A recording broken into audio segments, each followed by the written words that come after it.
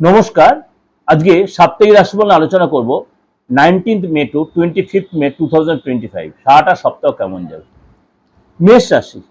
মেষ রাশি এই সপ্তাহে কিন্তু আপনার কোথাও ঘুরতে যাওয়ার প্ল্যান বা আপনি বিজনেস সূত্রে কোথাও যাবেন সেই নিয়ে আপনি প্ল্যান প্রোগ্রাম করতেই পারেন বা করবেনও আপনি।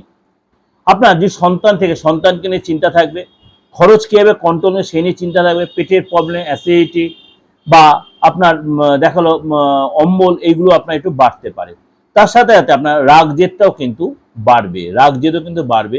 অবশ্যই রাগটা আপনার কন্ট্রোল রাখতে হবে। কথায় কথা আপনার মধ্যে একটা অশান্তি বা বাদ বিবাদের টেন্ডেন্সি আসতে পারে।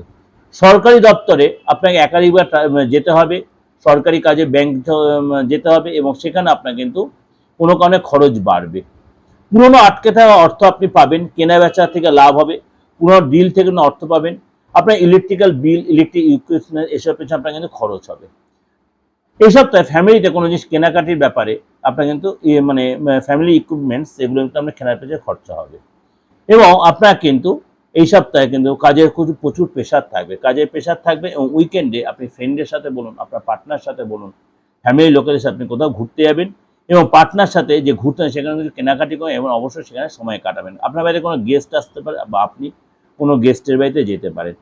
পার্টনার সাথে রিলেশন কিন্তু অনেকটাই বেটার হবে, কিন্তু আপনার কাজে যাওয়াটা প্রচণ্ড একটা প্রেশার বা টেনশন থাকবে।